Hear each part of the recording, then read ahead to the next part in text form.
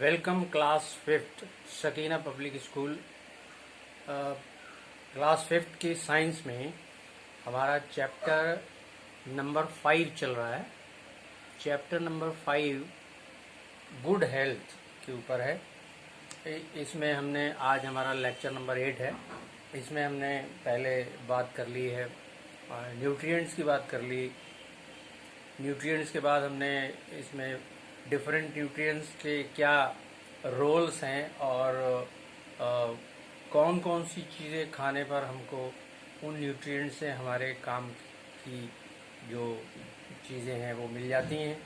उसके बाद हमने ये भी किसी लेक्चर में सुना होगा कि बैलेंस डाइट क्या होती है और क्यों हमें बैलेंस डाइट की ज़रूरत पड़ती है। और बैलेंस डाइट में हमने ये भी बताया था कि डिफरेंट एजेस में, डिफरेंट एज ग्रुप में डिफरेंट क्वांटिटी की ज़रूरत पड़ती है बैलेंस डाइट में। एक हमने बात की थी फूड पिरामिड की। फूड पिरामिड में सर्विंग्स के बारे में बताया गया था कि किन चीज़ों की कितनी सर्विंग्स का हम इस्तेमाल कर सकते हैं। और ये सवाल भी आता है कि क्या बच्चों को ज़्यादा न्यूट्रिशन की ज़रूरत पड़ती है। बिल्कुल ठीक बात है। ये बच्चों को बहुत ज़्यादा एक्टिव होते हैं, ग्रोइंग होते हैं, ग्रोथ के लिए जो चीज़ों की ज़रूरत होती है उनकी ज़रूरत पड़ती है, जैसे प्रोटीन्स हैं और एनर्जी उनको बहुत चाहिए होती है। Because they are playing in the fields, they are studying और बहुत ज़्यादा एक्टिव रहते हैं। तो टू कीप देम एक्टिव उनको बहुत सारी एनर्जी की ज़रूरत पड़ती है। तो एनर्जी गिविंग न्यूट्रिएंट जैसे कार्बोहाइड्रेट की ज़रूरत भी उनको ज़्यादा होती है। और फूड पिरामिड में हमने ये भी बात की थी कि फूड पिरामिड में जो ओल्ड एज के लोग हैं उनको किन किन चीज़ों की ज़रूरत है और कौन सी चीज़ें उन्हें कम मात्रा में लेनी है। तो ये सारी बातें हो गई। उसके बाद हमने जिक्र किया था एक्सरसाइज का और रेस्ट का। एक्सरसाइज हमारी ज़िंदगी में हमारी बॉडी को फिट रखने के लिए बहुत ज़रूरी होती है। और जब एक्सरसाइज हम करते हैं तो फिर बॉडी हमारी थक जाती है और फिर उसको रेस्ट की ज़रूरत पड़ती है। तो रेस्ट भी ज़रूरी है, एक्सरसाइज भी ज़रूरी है। एक्सरसाइज आपको क्या देती है?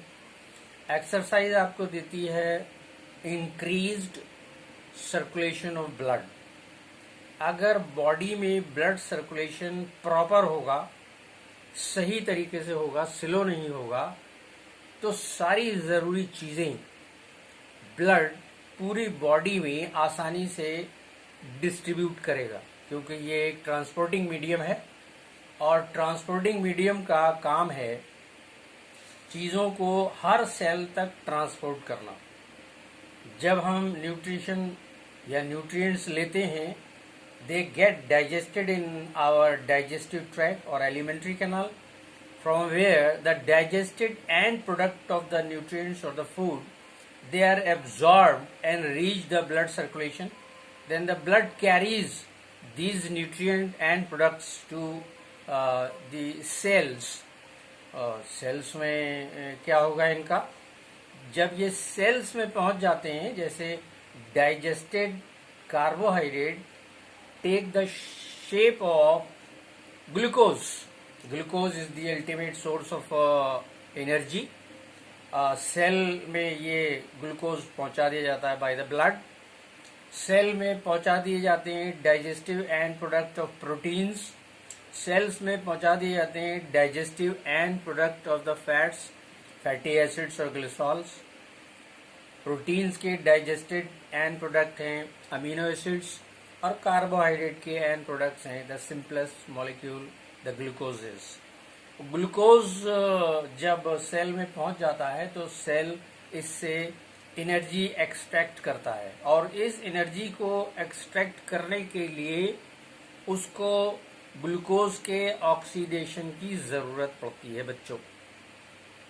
ये ऑक्सीडेशन ऑक्सीजन की मदद से होता है व्हेन यू ब्रीथ, जब बहुत सारी एयर आपके लंग्स में पहुंचती है तो लंग्स के जो एयर सेल्स हैं उनमें एक्सचेंज ऑफ गैसेस होता है, यानी जो एयर फ्रेश आपने इनहेल की है उसमें से बहुत सारी ऑक्सीजन निकलकर ब्लड में चली जाती है और ये ब्लड में दो तरह से पहुंचती है।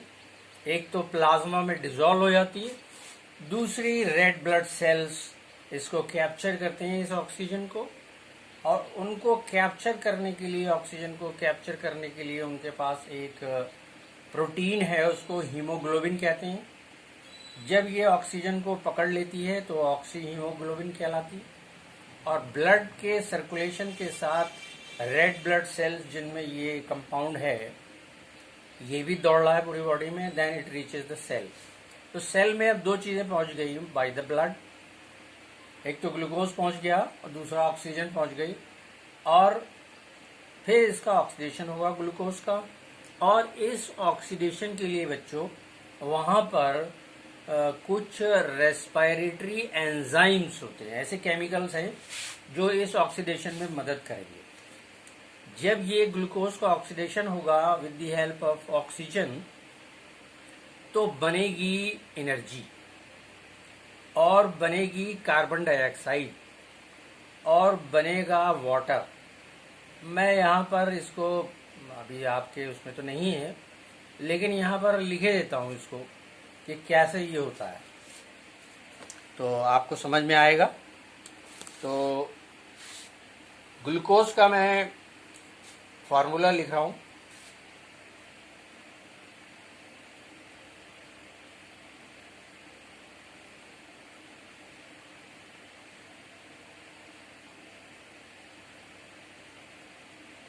प्लस ऑक्सीजन, ये पहुंची है सांस लेने पर लंग्स के जरिए, ये कलेक्ट की गई है ब्लड के जरिए। अब यहाँ पर कुछ रेस्पिरेटरी एंजाइम्स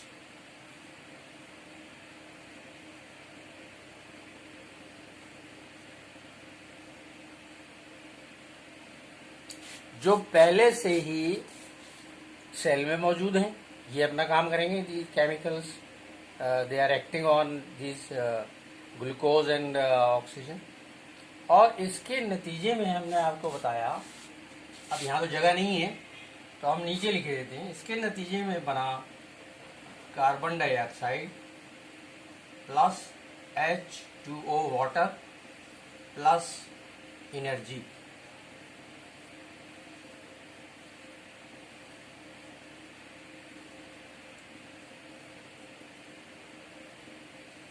इस एनर्जी को साइंटिफिकली एडिनोसिन ट्राइफॉस्फेट की शक्ल में स्टोर किया जाता है और ये बात की बात है। तो ये इतना बन गया, लेकिन ये अभी बैलेंस नहीं है। आप देखिए यहाँ पर कार्बन 6 हैं तो नीचे कार्बन डाइऑक्साइड के साथ जो कार्बन लगा हुआ है उसको हमें 6 करना पड़ेगा, और यहाँ पर हाइड्रोजन 12 हैं और यहाँ पर 2, इसको भी 12 करना पड़ेगा। 6 2 12 हाइड्रोजन हो गए। ऑक्सीजन 6 प्लस 2 है 8, यहाँ पर 6 इंटू 2 12 और 6 18 है। तो क्या करें, 18 करने के लिए ऊपर हमको बढ़ाना पड़ेगा, तो इसको 6 कर देते हैं। 6 2 12 प्लस 6 18। अब ये बैलेंस हो गई, ये बैलेंस हो गई।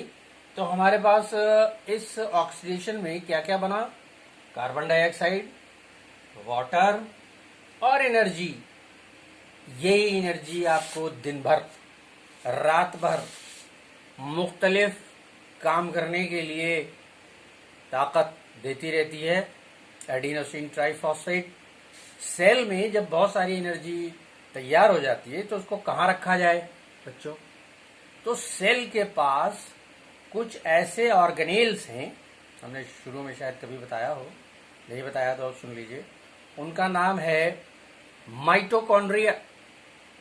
माइटोकॉन्ड्रिया में ये एनर्जी स्टोर कर ली जाती है, इसीलिए बच्चों इन माइटोकॉन्ड्रिया को power houses of the cell कहते हैं। देखिए, हमारा जो मामला है ये अगर बुनियादी तौर पर ये क्लियर हो जाए क्या हो रहा है, कैसे एनर्जी मिल रही है, और इसी के साथ हम ये भी बताते चलें कि ब्लड बहुत सारे अमीनो एसिड्स भी लेके आया है।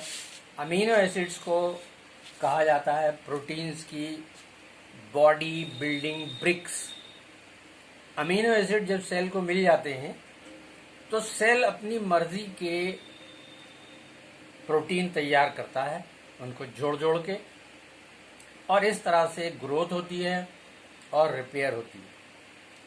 फैट डाइजेस्ट हो जाता है, फैटी एसिड और ग्लिसरॉल में ये भी स्टोर कर लिया जाता है, और जब कभी बाहर से ग्लूकोज का आना बंद हो जाए तो फिर बॉडी के अंदर मौजूद फैट अपने आप को तोड़कर ग्लूकोज में बदलता है और ग्लूकोज से ज़्यादा एनर्जी प्रोवाइड करता है।